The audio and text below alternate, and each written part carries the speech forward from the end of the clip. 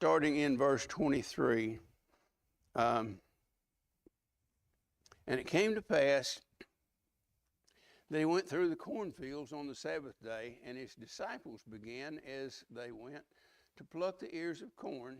And the Pharisees said unto him, Behold, why do they on the Sabbath day that which is not lawful? And he said unto them, Have you not read what David did when he had need, and was hungered, he and they that were with him? How he went into the house of God in the days of Abiathar, the high priest, and did eat the showbread, which is not lawful to eat, but for the priest, and gave also to them which were with him. And he said unto them, The Sabbath was made for man, and not man for the Sabbath. Therefore the Son of Man is Lord also of the Sabbath. We'll stop there and we'll read the first 6 verses of chapter 3 after we've discussed this a little bit. Jesus has begun to try and show Israel the better way that is coming. We talked about that last Sunday. And Israel, at least the religious leaders, are not interested in any kind of change. They like what they have. By this time of Israel's history, even the priesthood was turned to just politics. Everything was political, and so Jesus, in trying to show them the spiritual meanings and values of the old covenant. So where we begin reading, it says, It came to pass that he went through the cornfields on the Sabbath day, and his disciples began as they went to pluck the ears of corn. And the Pharisees said unto him, Behold, why do they on the Sabbath day that which is not lawful? First of all, notice how closely the Pharisees were watching him and his disciples. They have an agenda, and there is someone constantly watching Jesus and his disciples to see what they were going to do, to try and catch them in anything they could. Here they saw the disciples reach down and pull a head of corn, probably wheat, more likely wheat or barley. They didn't have cornfields like we do with the big tall stalks and the ears of corn. They had like wheat type crops. But they just reach down, pull some garlic, go like this, and eat it. And the Pharisees jumped on this.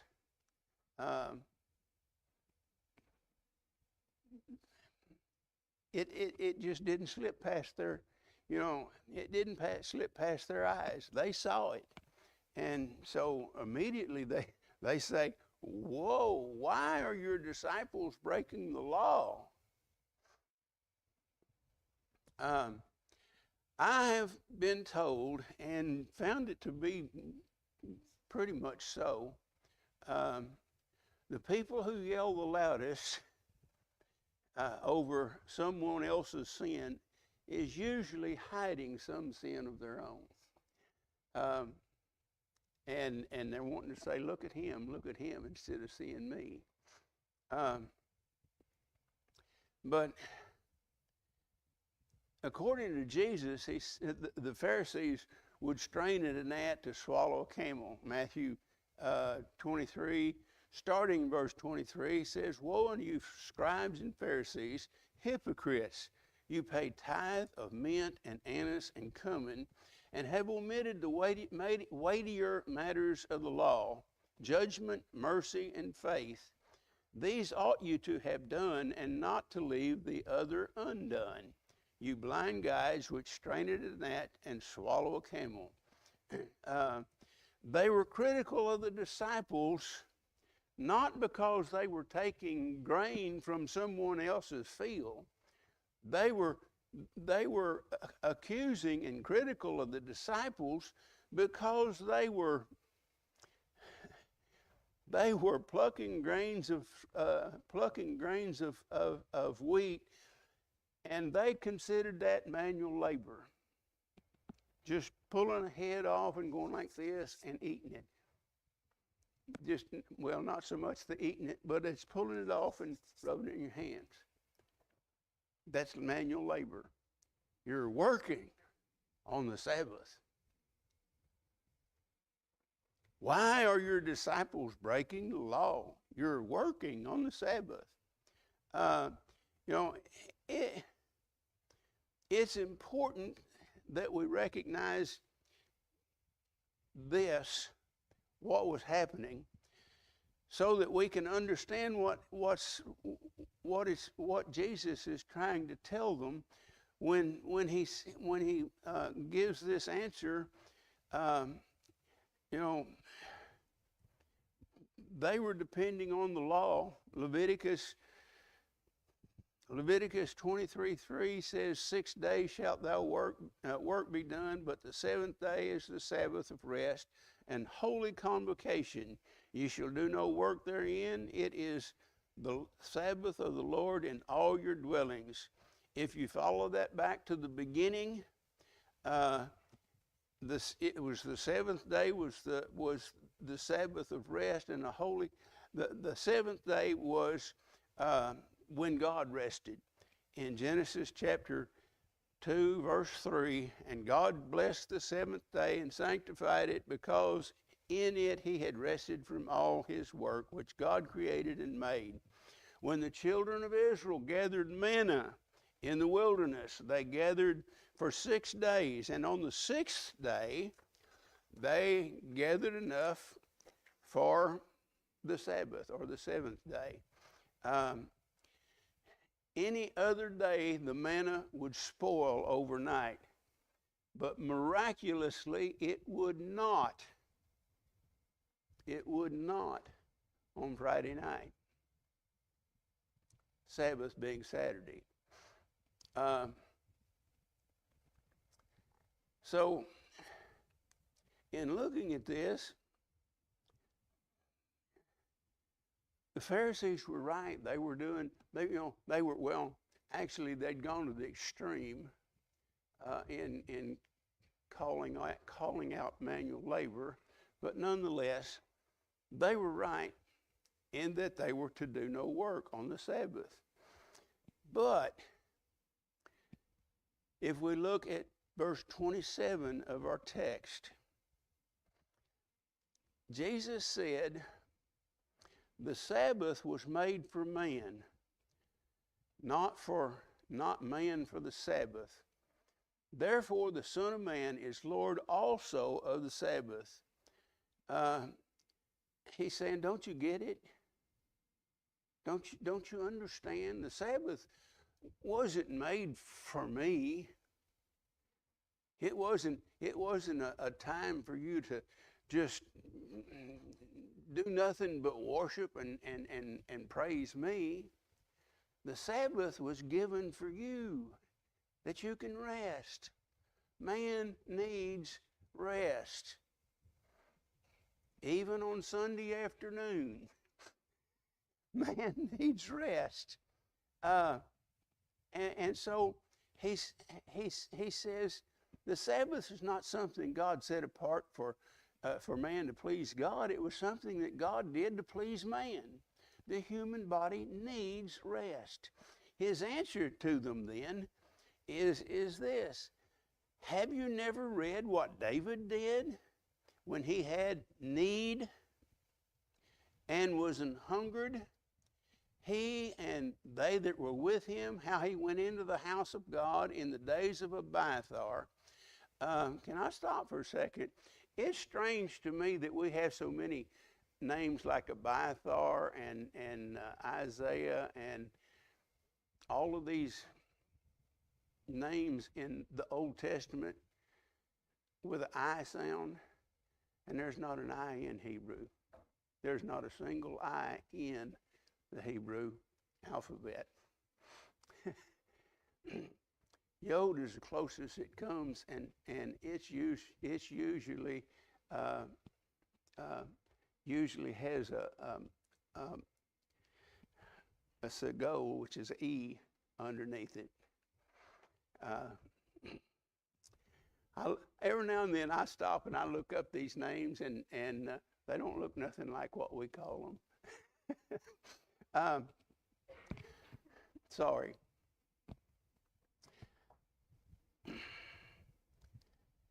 In the days of Abiathar the high priest, and did eat the showbread, which is not lawful to eat but for the priest, and gave also to them that were with him. So again, he says, the Sabbath was made for man, not man for the Sabbath. They were hungry. They had a need, and it was fulfilled.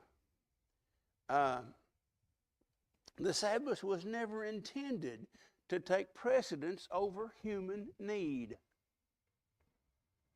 I remember early on in my ministry, I was still in seminary, and we were members of Crossroads Missionary Baptist Church, and Brother Jesse Shepherd was the pastor. And we lived out on Highway 70, which is a highway between Benton and Hot Springs. Lived up on the hill in a nice brick house, rent house.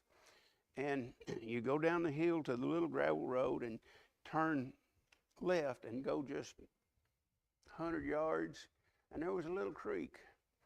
And me and the girls would go down there at the creek and fish. Well, I mean, it was just catching little bitty fish, but it was fun catching them.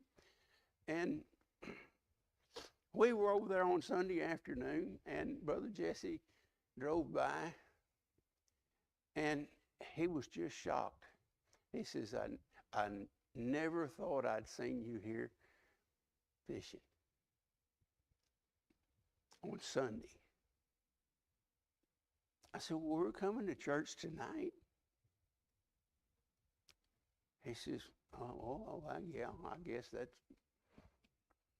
But he was just shocked that we were fishing on Sunday afternoon.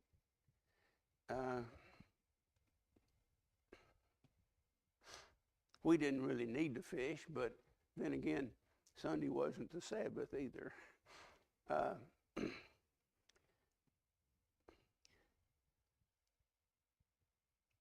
The Sabbath was never intended to take precedence over human needs. Human needs is, and that's what we're going to get to when we get into the synagogue. Jesus simply said in verse 28, therefore the Son of Man is Lord also of the Sabbath. Jesus came and took the form of a man and fulfilled the law for man. Therefore, the Sabbath being made for man makes Jesus Lord of the Sabbath. And this applies to us as well. Kyrios, we usually recognize that it is Lord. We usually recognize that in relationship to Jesus. But Kyrios simply means one to whom a person or thing belongs, to have authority over. And so, y'all can tell that I'm tired in the evenings when we come because I ramble a lot. I remember one time, can I reminisce? I remember one time when I was a kid, we'd had just terrible weather during harvest, and we needed to get our bean crop out. And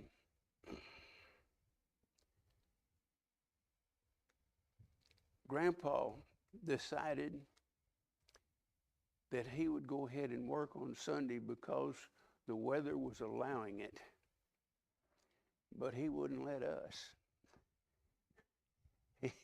He went out and worked by himself, and he wouldn't allow us in the field to do anything. Y'all go to church is more or less what he had to say. But well, I don't know what, I don't really know what that had to do with anything, but it just popped in my mind, and I wanted to tell it. I love my grandpa. He was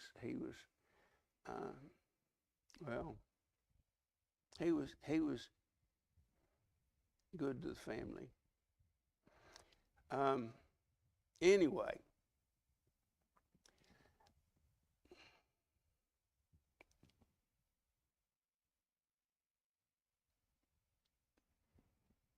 when there is a human need,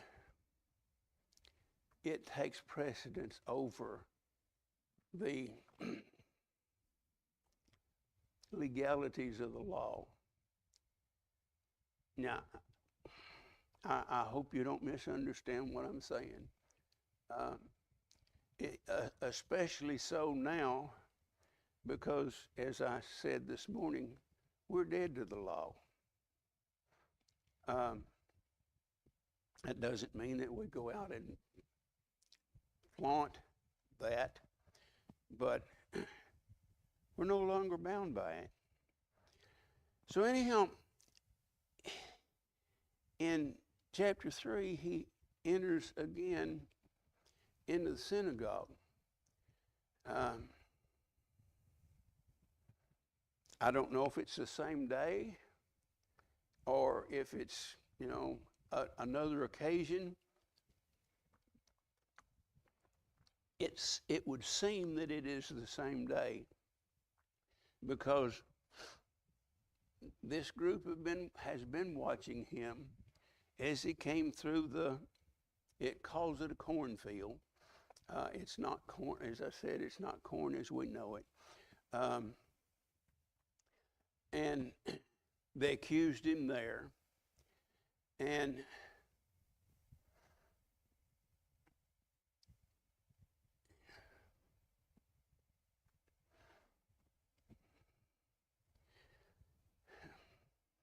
I've lost my place. Y'all give me a second.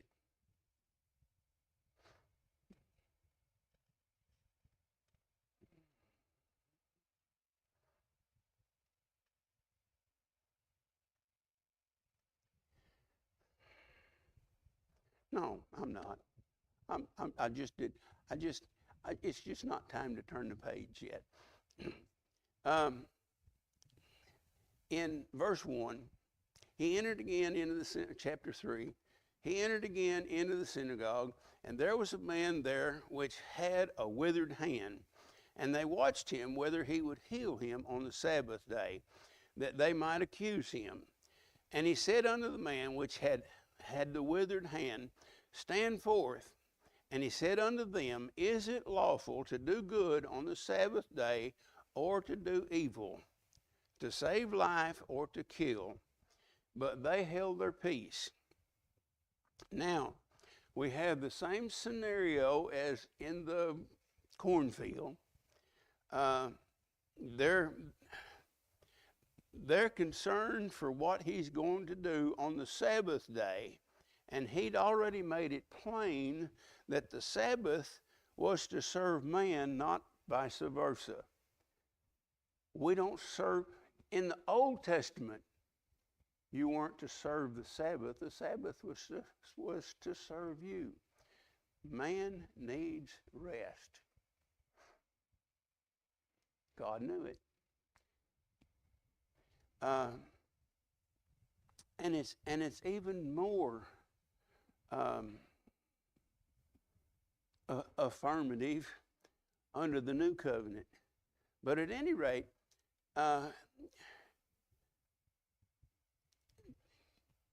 Jesus asked them, Have you never read? Oh, I'm in the wrong place again.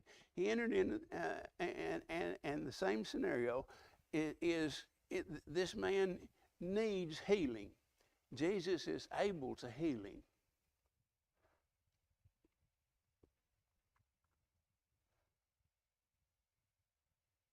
He needs it. Jesus is able to do it. Jesus looks at him and says, is it lawful to do good or evil on the Sabbath?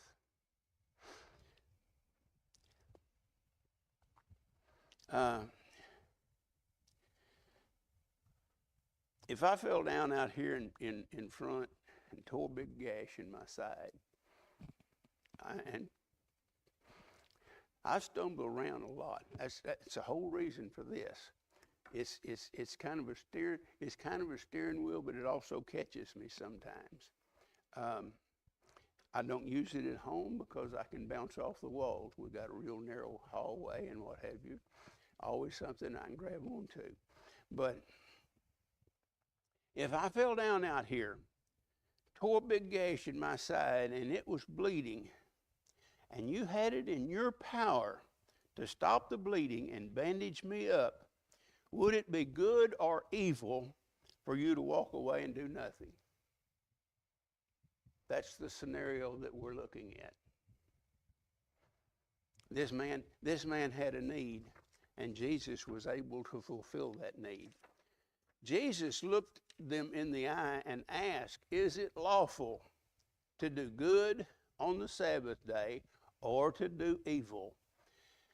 He added, to save life or kill. In Matthew's account of this incident, he said unto them, what man shall there be among you that shall have one sheep, and if it fall into a pit on the Sabbath, will he not lay hold on it and lift it out?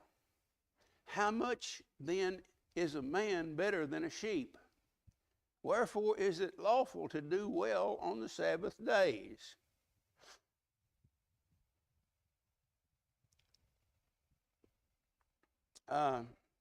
Mark's account, he asked the question. In Matthew's, he asked and then answers for them. Matthew's writing about a king, and Mark is writing about a servant. But these hypocrites were so bound on accusing him that they would not listen to this explanation. Now, if y'all had any answer other than walking off and leaving me out there, I'll disown you.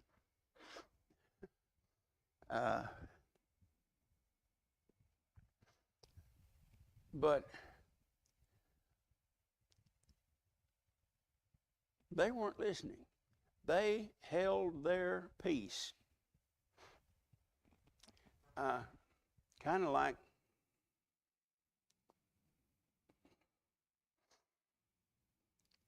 go ahead. We're watching.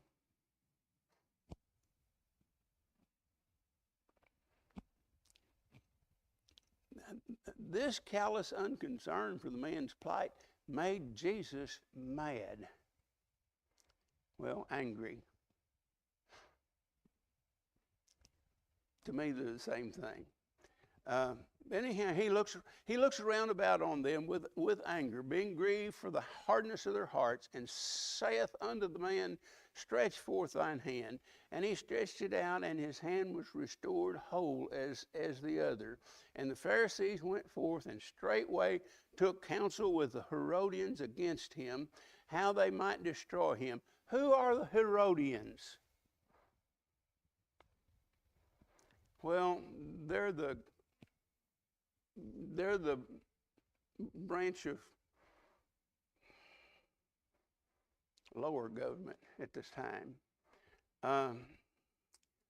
Herodians are Edomites.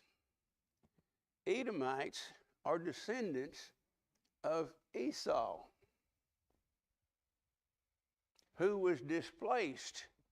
God chose Jacob.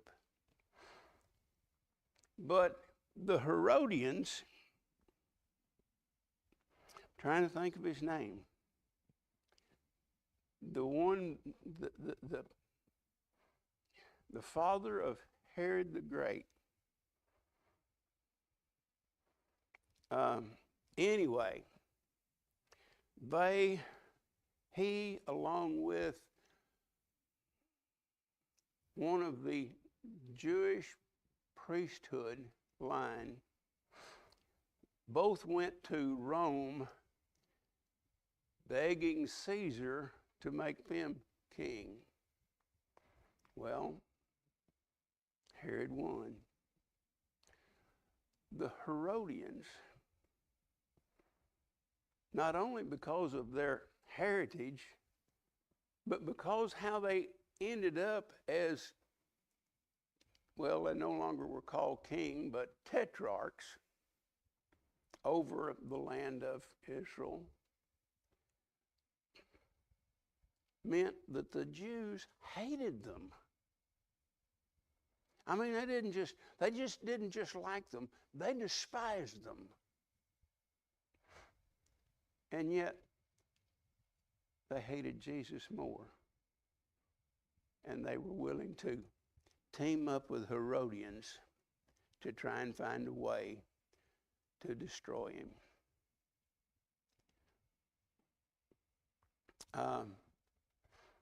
Last thing that I have on here is the fact that they're so callously unconcerned about this man's arm that it made the Lord angry. And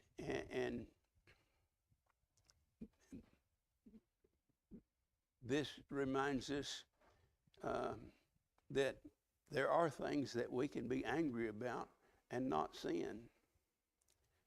Ephesians tells us, and we've looked at this recently, Ephesians 4:26-7 says, "Be ye angry and sin not. Let not the sun go down on your wrath, neither give place to the devil." Part of the reason that we have to be careful about anger is because it opens us up to the devil's temptations. We're saved. My inner man doesn't sin. My inner man is safe and secure. My outer man still has the sin nature, and that's where the devil works. He wants to destroy your testimony. And being angry at someone, I'll use the word mad, being mad at someone over whatever for a long enough period is going to open the door to Satan to say, "Yeah, you know that sorry dog," and he's going to make you almost hate the person.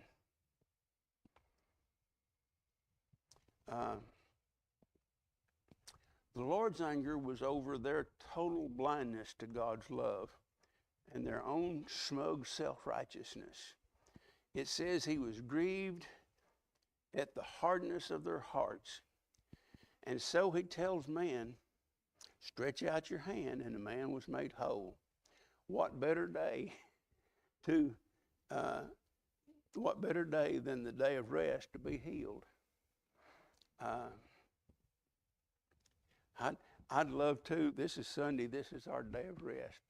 I'd love to, here and now, to be healed of this, what's bothering me right now.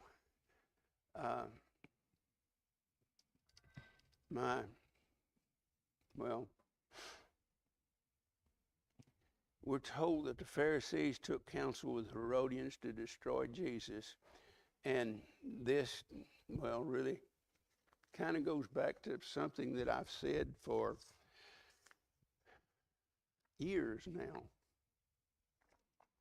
is that the religious leaders knew who he was. They didn't, it's not something that took them by surprise. They knew who he was. They knew the scriptures. They knew where he came from. They knew the prophecies concerning him. And they flatly rejected him.